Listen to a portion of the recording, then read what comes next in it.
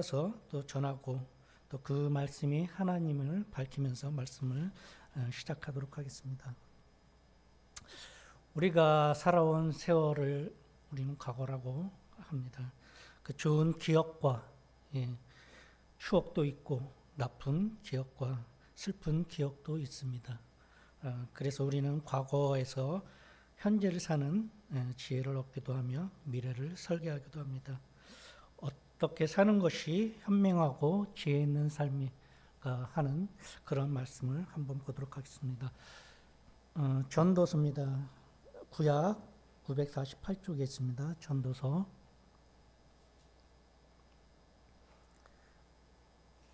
1장 7절까지 제가 한번 봉독하겠습니다. 다윗의 아들 예루살렘의 왕 전도자의 말씀이라. 전도자가 이르되 헛되고 헛되며 헛되고 헛되니 모든 것이 헛되도다.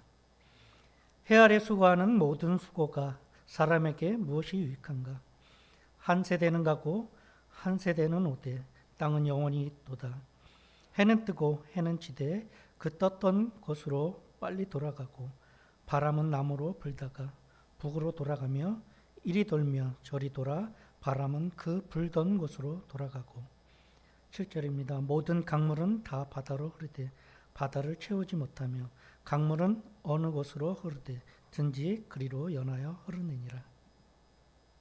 제가 이 말씀을 45세 처음 접했었는데 그때는 제가 개인 사업을 시작한 지 얼마 안 돼서 제가 하고자 하는 그 목표를 향해 한참 달려가고 있을 때였습니다.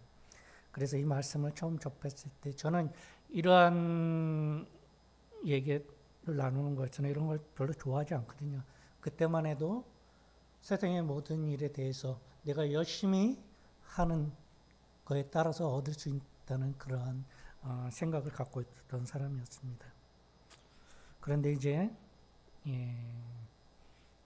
저보다 연배가 더 되시는 형제님들 여기 계시지만 인생의 후반기를 준비하는 그때에 다다르니까 말씀이 조금씩 가슴에 들어오더라고요.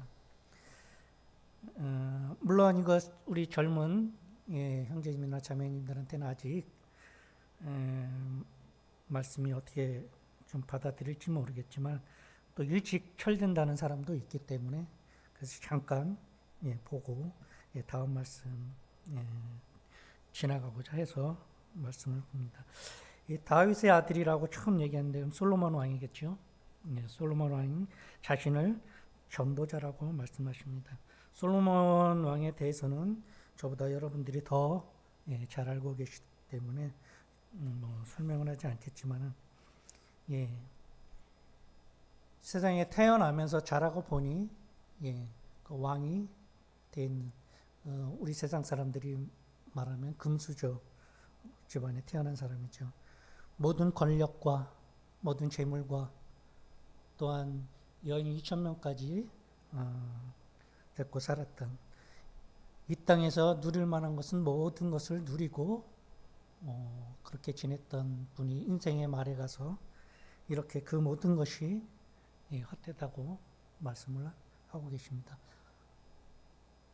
아직 우리 딴에는 우리 생명이 더 많이 남았다고 생각될 수 있지만은 어떻게 될지 모르죠. 그 인생의 끝에서 이분이 정말 참된 인생은 어떻게 사는 것인가를 말씀해 주고 있는 것입니다.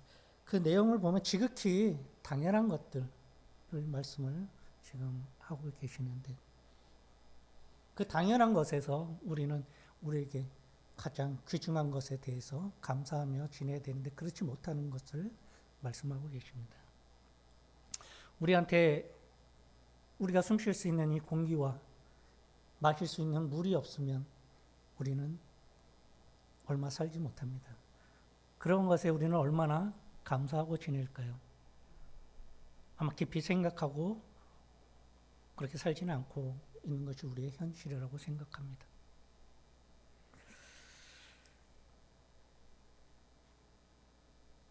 이 안에 보면은 그 강물이 바다를 채우지 못한다고 합니다. 우리의 욕심이 채우고 또 우리는 항상 그 욕심에 모자라 한다고 말씀을 하고 계십니다. 우리가 초년병 때 사회에 처음 나왔을 때 버스 타고 기차 타고 다닐 때만 해도 바퀴 달려서 굴러다닐 수 있는 자동차만 있으면 좋겠다고 그렇게 생각했던 사람들이었는데 세월이 지나면서 좀 더 멋진 차를 갖고 싶어 하고 또 좋은 집과 또 좋은 것들을 몸에 지니기를 원하는 그런 마음으로 점점 변하죠. 근데 세상의 끝에서 볼 때는 그런 것도 다 무의미하다고 느끼겠죠. 그런 것을 빨리 느끼는 분은 좀 더 이 세상을 사는 데서 지혜롭게 살지 않을까 그렇게 생각이 됩니다.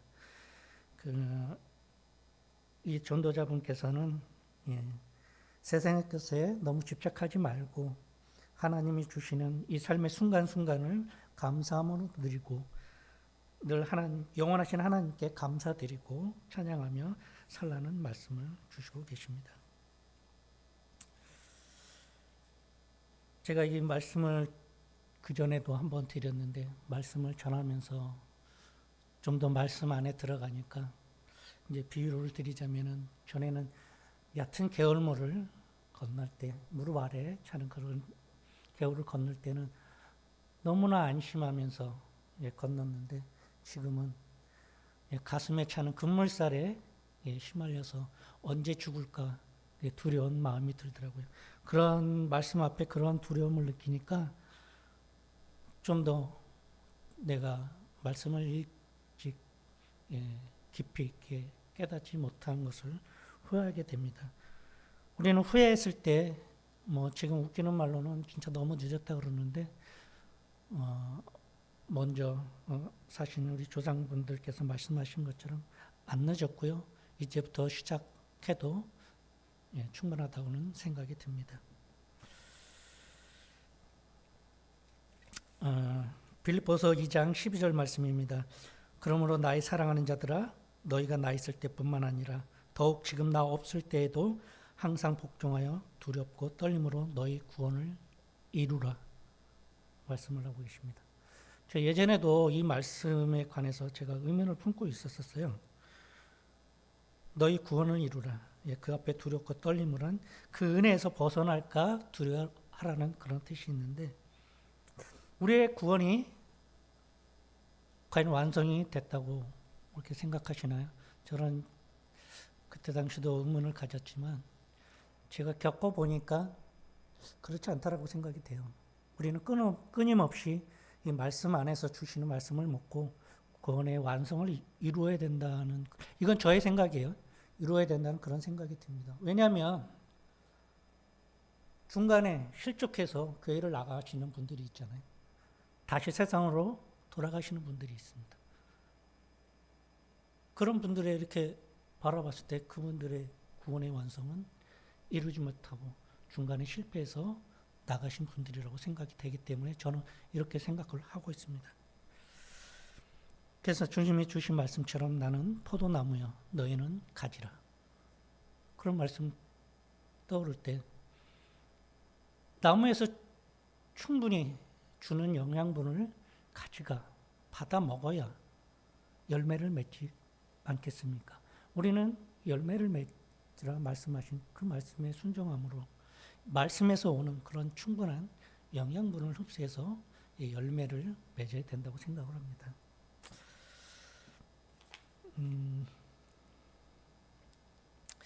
우선 여러분들 신약 31조 마태복음 18장 쪽인데 31페이지를 펴두시고 제 말씀을 좀 들어주시면 좋겠습니다. 제가 한 2달 전에 제 거래처 사장님이 부산 수영로 교회에서 구원을 받았다고 그렇게 저한테 말씀을 하시더라고요. 그래서 축복드리고 그러니까 저번 주에 2달 후에 다시 만났을 때 어떻게 지내시는지, 말씀을 많이 보시는지, 거기에 대해서 물어보니까 이분 말씀하시는 게 자신은 말씀을 보지 않는다.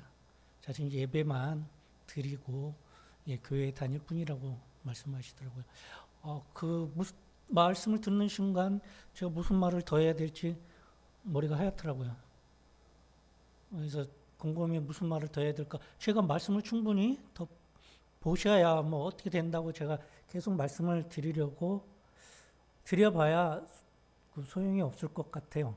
그래서 말씀을 더 이상 안 드리고 식사 나누면서 다른 얘기하면서 종종 조금씩 말씀에 관해서 찔러는 봤는데, 원래 이분이 자기 고집이 대단하셨던 분이라 사람이 빨리 변하지는 않잖아요. 그래서 교회 다니시면서 말씀의 필요성, 말씀으로 인해서 자기가 변화될 수 있는 그 은혜를 입을 수 있다는 것에 대해서 느끼지 않으면 그 말씀이 도움이 안 될 거라고 생각합니다. 그 디모데후서 3장 16절 17절 말씀 보면은 모든 성경은 하나님의 감동으로 된 것으로 교훈과 책망과 바르게 함과 의로 교육하기에 유익하니 이는 하나님의 사람으로 온전케 하며 모든 선한 일을 행하기에 온전케 하려 함이라. 하나님께서 우리에게 주신 말씀을 통해서 우리를 온전케 하시기 위한다는 걸 우리는 알 수 있습니다. 그런데 그 말씀을 받지 않으면 온전케 되겠습니까? 사람이 말씀 안에 제대로 서지 않으면 그 사람에서 나오는 그것이 우리 하나님께서 원하시는 그런 말과 행동들이 나오겠습니까? 우리는 때때로 이 말씀을 생각하지 못하고 마음과 생각이 가는 대로 말하고 행동함으로써 실수와 죄를 범하죠. 그러지 않으려면 말과 행동을 하기 전에 그 말씀으로 자신의 먼저 어떻게 해야 될 것인가를 생각하고 한다 그러면 우리가 죄를 범하는 일은 없을 건데, 우리가 죄를 범하지 않는 이 땅에서 태어난 사람들이기 때문에, 완성된 사람들이 아니기 때문에 지을 수밖에 없죠. 예수 그리스도께서 우리를 위해서 우리의 과거와 현재와 미래의 죄까지 짊어지셨다고 말씀을 하신 것을 여러분들은 굳게 믿고 있으실 줄 압니다. 그럼 과거의 죄는 과거의 죄, 그것만 하시면 되는데 왜 현재와 미래의 죄까지 주님이 짊어지셨다고 하셨을까요? 우리는 현재에도 또 우리가 앞으로 사는 동안에도 우리는 죄를 짓기 때문에 그 죄까지 미리 죄값을 치르신다고 말씀을 하신 거지 않을까 생각이 됩니다. 우리가 습관적으로 죄를 지는 것은 우리 안에 주님이 있지 않기 때문이야. 아니면은 않기보다는 우리의 옛사람이 그 안에 더 많은 자리를 차지하고 우리 주님이 저 안에 깊숙이 있기 때문은 아닐까요? 주님이 우리 마음 안에 커다랗게 자리를 잡기 위해서는 우리가 항상 기도하고 교제 나눌 때 말씀하신 것처럼 우리의 옛사람을 죽여야 되지 않습니까? 저 깊은 곳에 우리의 옛사람을 집어넣고 우리 주님을 나타내는 그런 변화된 모습, 그것을 받으려면 우리는 말씀이 하나님이심을 두려움으로 받고 그 말씀에 바로 서는 그 성도들이 되어야겠다는 생각이 듭니다.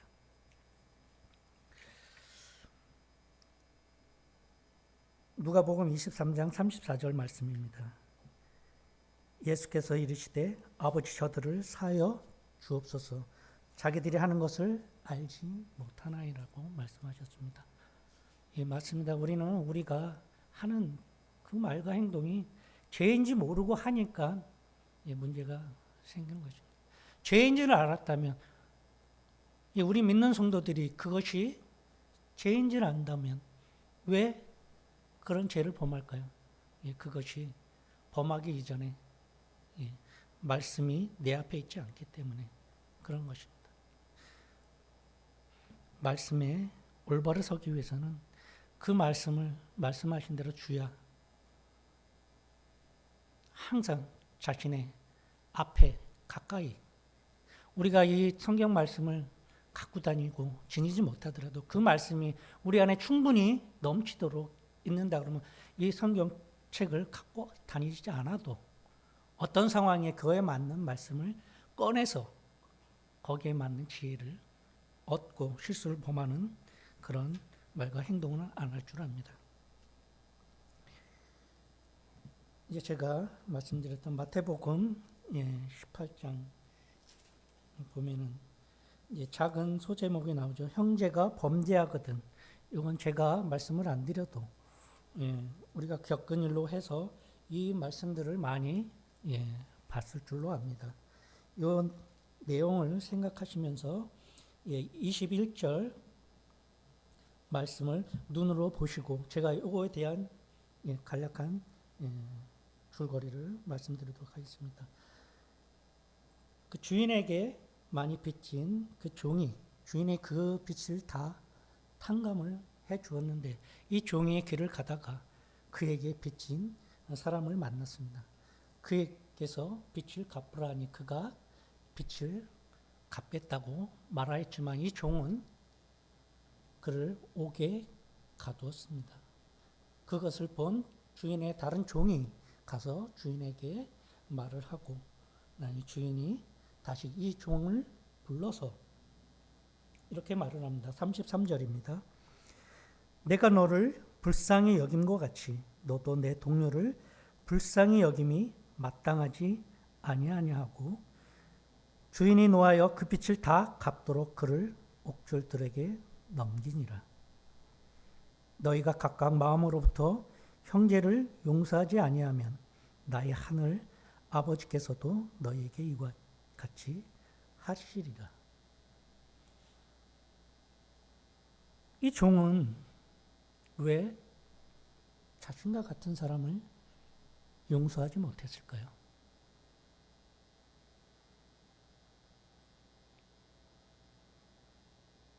저도 솔직히 고백을 드리자 그러면 하나님이 말씀에 따르는 것이 당연하다고 그렇게 하자고 말을 하면서 이성적인 생각으로는 손해볼 이렇게 하면 내가 손해본다. 그러한 생각들이 듭니다. 그것을 떨쳐내기 위해서 이 말씀에 좀 더 다가가고자 합니다. 사람된 도리입니다. 하나님의 말씀은 아까 말씀드린 대로 우리가 이 땅에 태어난 하나님께서 지으신 그 뜻에 따라서 살아야 되는 게 맞습니다. 사람답게 살아야 되지 않습니까? 그저 그렇게 살지 못하는 사람들을 짐승과 같은 삶을 사는 사람들이라고 말합니다. 또 다른 사람으로부터 손가락질을 당하고 삽니다. 기왕 태어난 우리로서는 남들한테 손가락 받는 그런 것은 당하지 않아야 되지 않습니까? 특히나 세상 사람들은 그렇게 말을 합니다. 교회 다니는 사람이 어떻게 그럴 수 있냐라고 말을 합니다. 우리는 성경 공부를 해서 그렇게 될 수도 있다고 생각을 하지만 세상 사람들은 그렇게 안 봅니다. 교회 다니는 사람들을 특별히 봅니다. 그래서 우리는 말과 행동에 있어서 더 세상 사람들과 함께 할 때는 조심해야 됩니다. 우리들이 하는 말과 행동들이 그들이 보기에는 기준이 되는 것입니다. 하나님을 섬긴다고 하는 사람들, 저렇게 하니까 하나님의 사람들이라고 얘기하는구나. 하나님의 사람들인데 저렇게 해. 교회 전체가 욕먹습니다. 최소한 자기로 인해서 교회 전체가 욕먹는 그런 것들은 없었으면 합니다.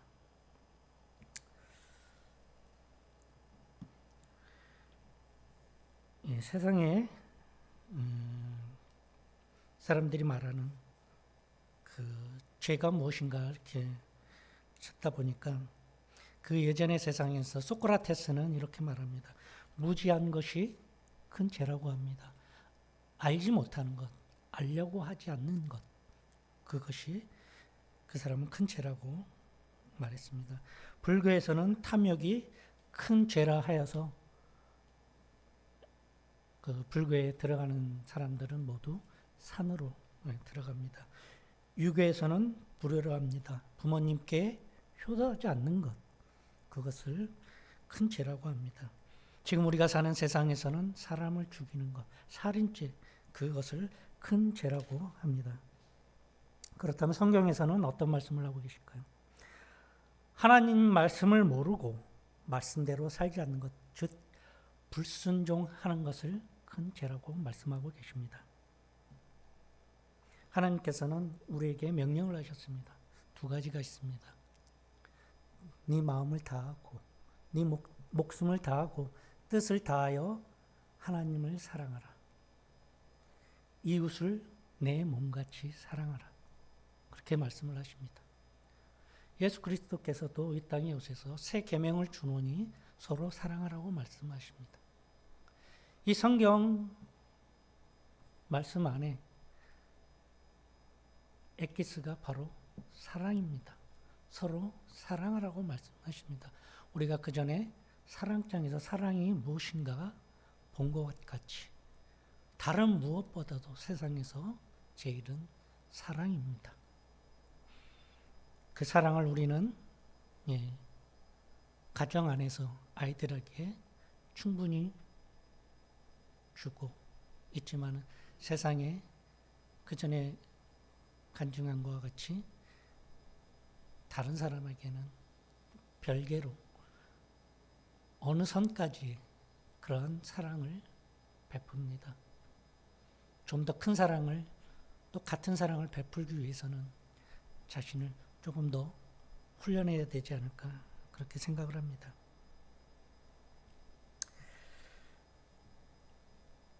그렇다면 하나님께서 싫어하시는 것 그 전에 7가지를 했죠.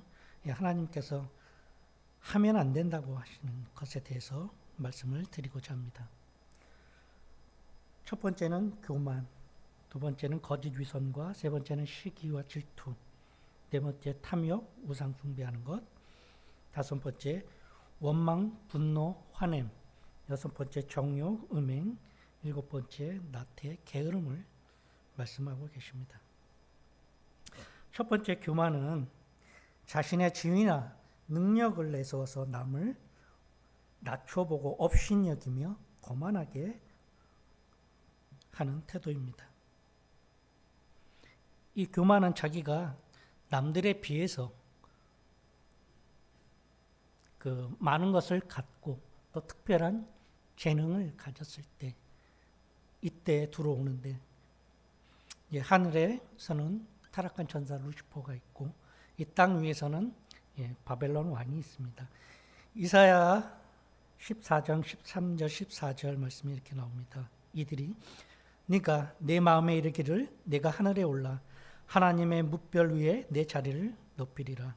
내가 북극 지폐의 산 위에 앉으리라. 가장 높은 구름 위에 올라가 지극히 높은 이와 같아지리라 하는도다. 이렇게 교만한 마음을 갖고 있었습니다. 주위의 별들 위에 자기의 왕자를 세우고 신들의 모임에 있는 그곳에 꼭대기에 앉겠다 하고 구름 위에 올라서 지극히 높은 분 하나님과 동등하여 지겠다고 이는 그런 교만한 생각을 가졌던 사람이었습니다. 그래서 이사야 선지자께서는 이렇게 말씀하십니다. 15절에 그러나 이제 내가 수월 저승으로 곧 구덩이 맨 끝에 떨어짐을 당하리라.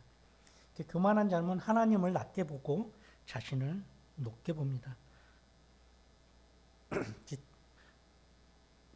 이 교만한 자는 말씀을 무시하고 항상 자신의 생각과 마음에서 우러나는 것이 높다라고 주장하고 그렇게 삽니다. 그 삶은 결국에는 멸망의 길로 이르게 하는 것입니다. 두 번째, 거짓 위선이 있습니다. 이 성경에서는 거짓 위선에 대해서 마음과 행동이 다른 가짜 신앙, 겉으로만 거룩한 척하고 남을 판단하는 기만한 행위로 예수님께서는 바리새인들을 말했습니다. 그들을 향해서 회칠한 무덤이라 강력히 비난을 했습니다. 겉으로는 의롭고 깨끗한 척을 하지만 속으로는 위선과 불법을 저지르는 외형적으로 보여주는 신앙을 했던 사람들입니다.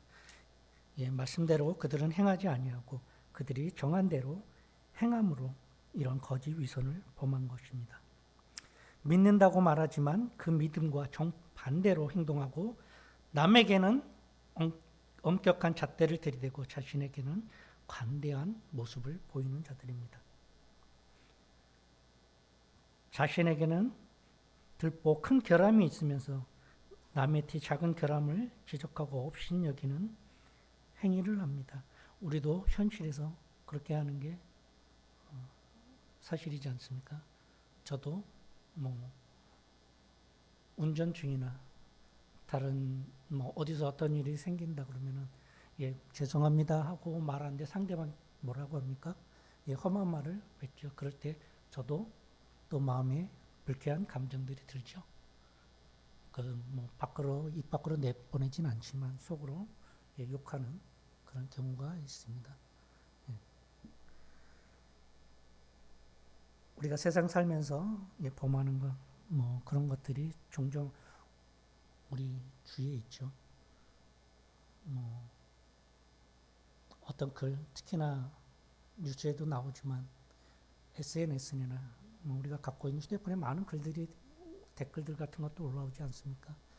그 안에 보면 차고 넘치는 게 남을 비방하거나 욕하는 것들입니다.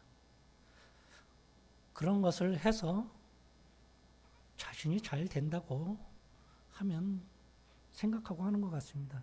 그렇지만 말씀에서 보았듯이 자기 자신이 멸망하는 길입니다.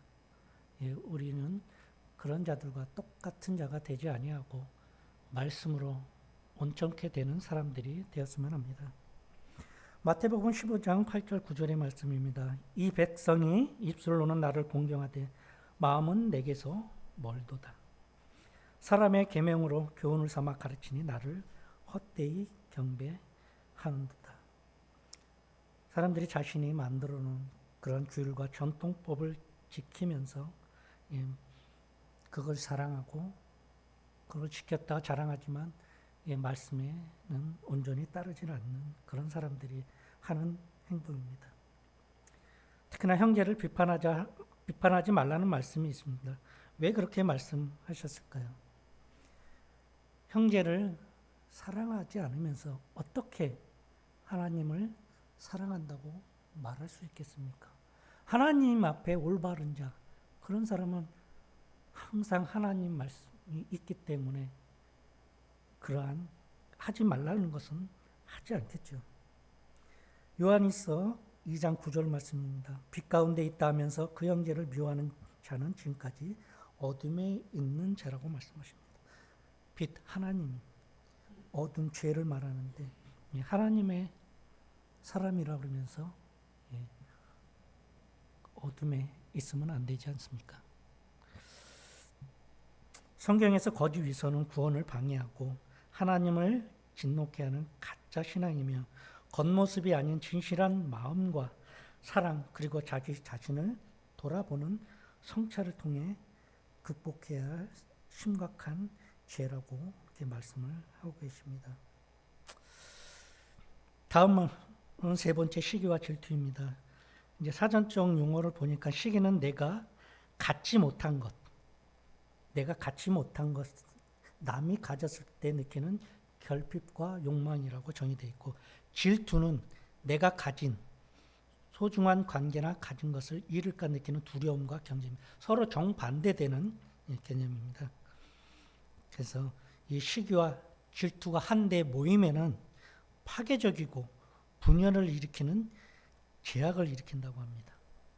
이 시기심은 타인의 성공이나 소유를 시기하며 슬퍼하고 이간질을 통해서 다투게 만들며 하나님과의 관계와 공동체의 평화를 깨트리는 주된 원인이 된다고 합니다. 사무엘상 18장 7절 8절 말씀입니다. 사울이 죽인 자는 천천히요 다윗은 만만히 보다 하는 여인들의 노랫소리를 듣고 사울은 다윗을 시기하여 죽이고자 하는 마음이 들었습니다. 창세기 37장 4절 11절 말씀입니다. 그 말씀의 내용을 보면은 요셉의 형제들이 그 아버지가 요셉만 그 유난히 사랑함으로 이 길을 시기하여서 애굽의 종으로 팔아버린 그 내용입니다. 마가복음 15장 9절에서 10절입니다. 대제사장들이 예수님을 시기하여 십자가에 못 박도록 고사합니다. 또 욥기 5장 2절 말씀입니다. 분노가 미련한 자를 죽이고 시기가 어리석은 자를 멸하느니라. 이렇게 시기와 질투에 빠지면 결국은 본인도 멸망한다는 교훈을 주고 계십니다. 네 번째 말씀, 탐욕, 우상숭배입니다. 돈, 명예, 쾌락 등 하나님이 아닌 다른 것을 섬기며 만족을 얻으려는 그런 행위입니다. 하나님이 아닌 물질이나 욕망을 삶의 중심으로 삼는 것이 우상숭배이며 인간 내면 세계를 타락시키고 하나님 나라에서 기업을 얻지 못하는 죄라고 말씀하고 계십니다. 전도서 7장 7절 말씀입니다. 탐욕이 지혜자를 우매하게 하고 뇌물이 사람의 명철을 망하게 하느니라. 이 명철, 사물의 옳고 그름을 판단하는 기준인데 이것을 어지럽게 한다고 합니다. 갈라디아서 5장 24절 말씀입니다. 그리스도 예수의 사람들은 육체와 함께 그 정욕과 탐심을 십자가에 못 박았느니라. 그리스도인들은 자신의 육체적인 욕망과 탐심을 예수 그리스도와 함께 십자가에 못 박은 자들입니다. 우리는 성령의 인도하심을 따라 삶을 사는 사람들입니다.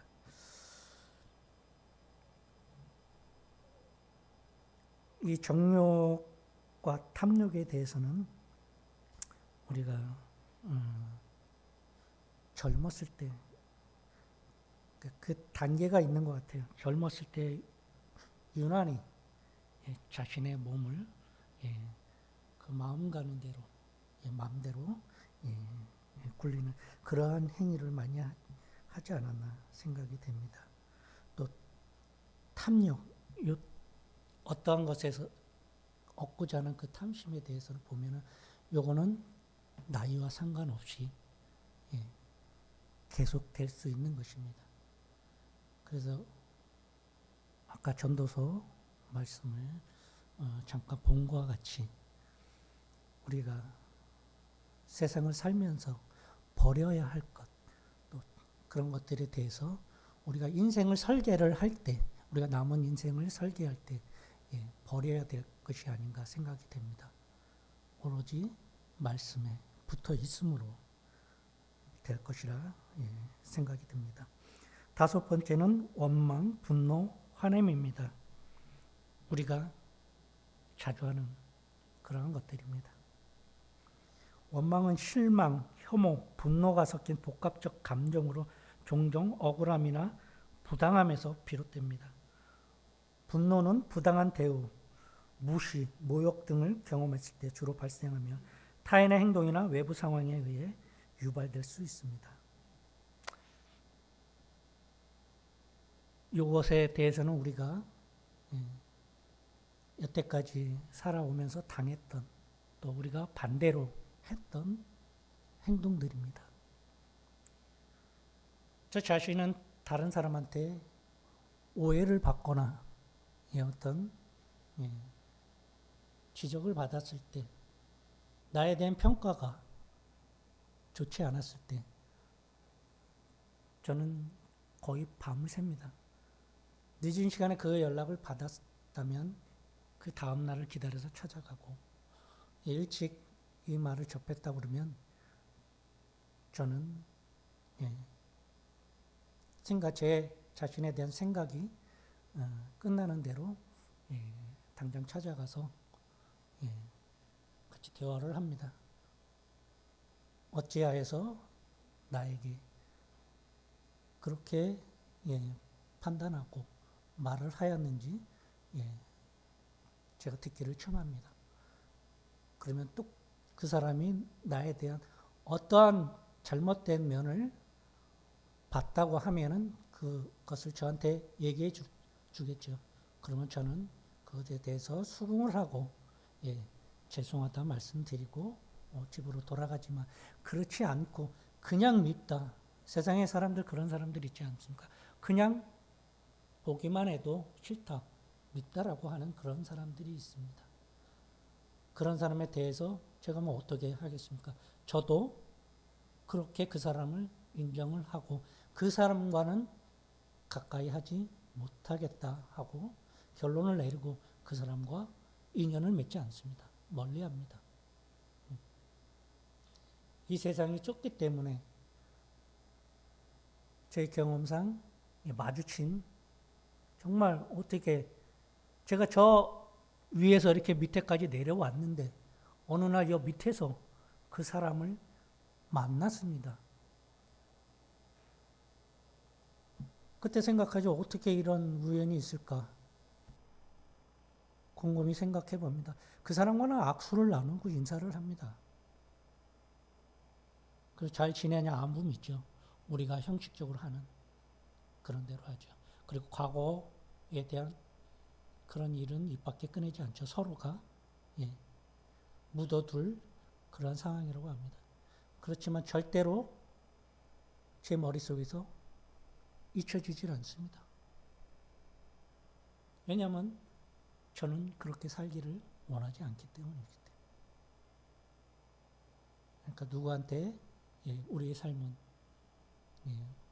원망을 듣거나 분노로 살 만한 그러한 말과 행동을 조심해야 될 거라고 생각을 합니다. 야고보서 5장 9절 말씀입니다. 형제들아 서로 원망하지 말라. 그리하여 심판을 면하리라. 보라 심판자가 문 밖에 서 계시니라. 교회 안에서 형제 자매 간에 불평하거나 남을 비판하지 말라는 말씀입니다. 우리가 이 비판한 것으로 하나님 앞에 서면은 판단받을 것입니다.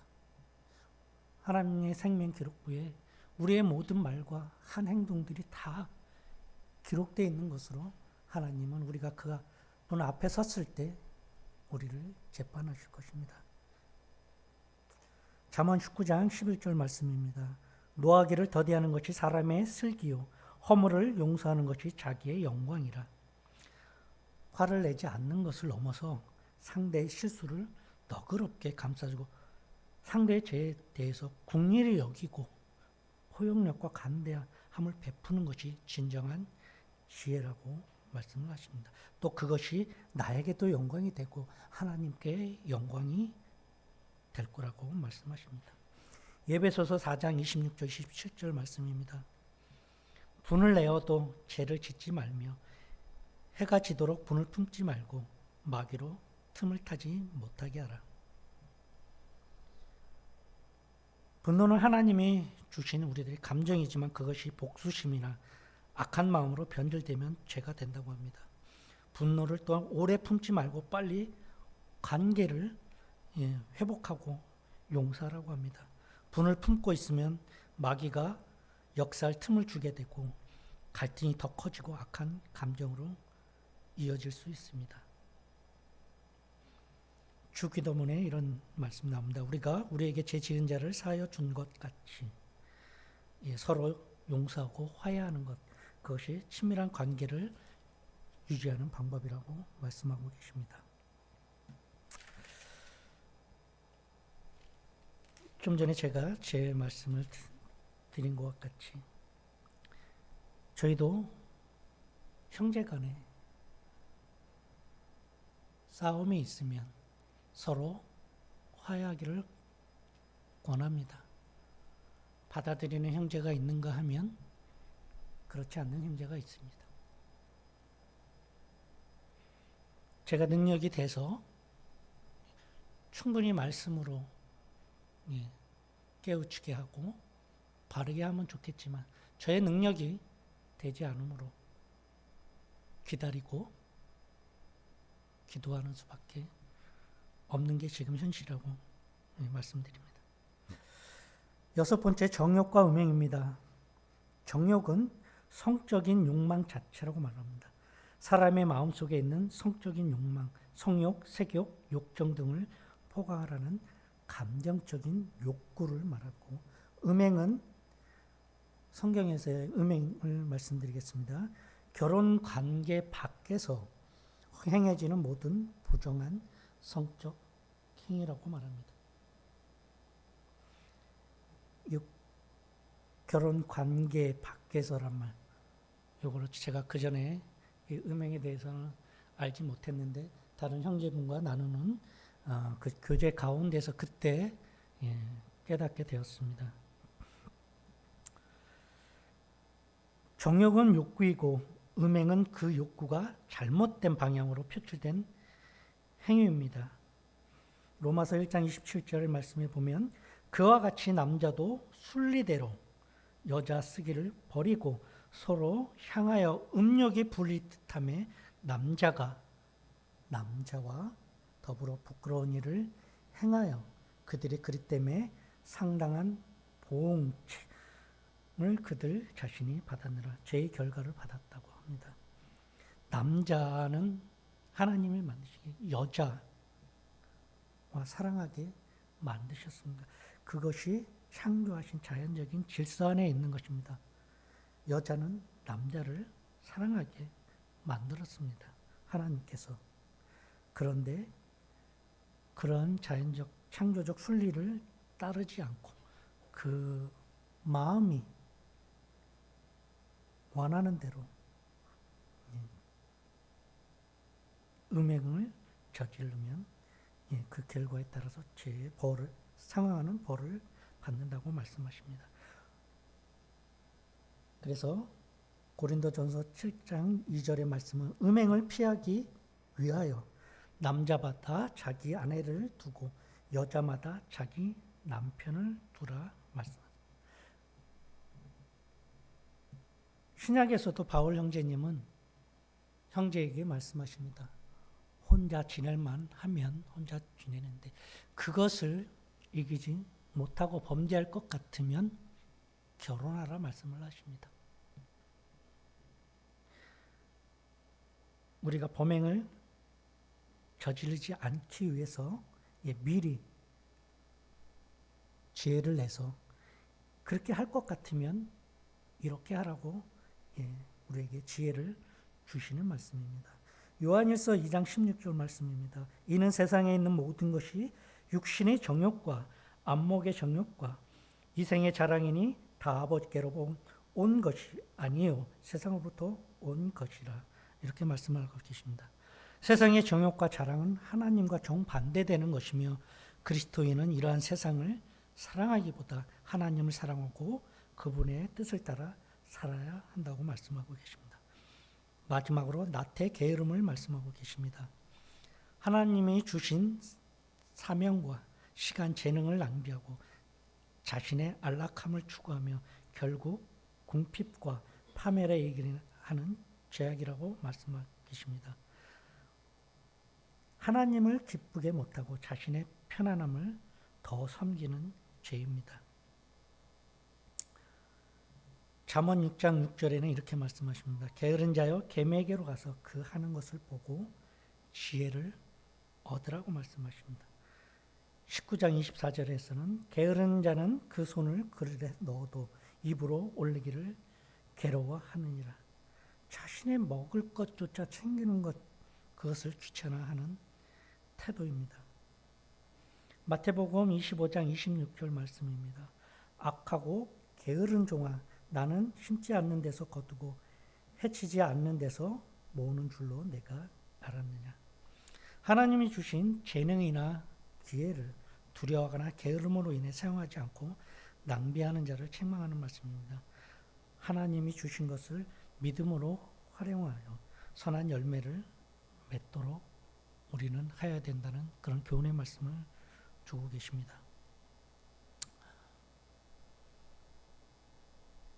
이 나태와 게으름을 말씀하실 때 예전에 저는 저 참 부지런한 사람이라고 그렇게 생각했습니다.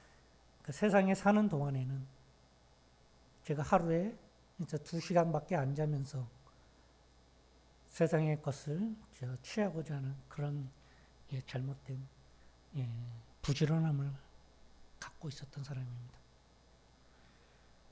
그런데 말씀 안에서 제 자신을 돌아보면 저는 말씀에 대하여서도 또 그 들은 말씀을 행하는 것에 대하여서도 나태하고 게으른 자입니다. 그런데 이런 말씀을 통해서 이제 자신의 성찰을 통해서 변하고자 하는 마음이 일고 있습니다. 당장은 변하지 않겠지만은 말씀 안에서 꾸준히 인도하심의 이끌림에 대해서 순종한다면 변화해 주시는 그러한 저에 대한 축복을 온전히 받지 않을까 그렇게 생각을 합니다. 저 같은 생각으로 여러 성도님들도 앞으로의 교회 생활을 누리시기를 간절히 소망합니다. 제가 준비한 말씀은 이것으로 마치도록 하겠습니다.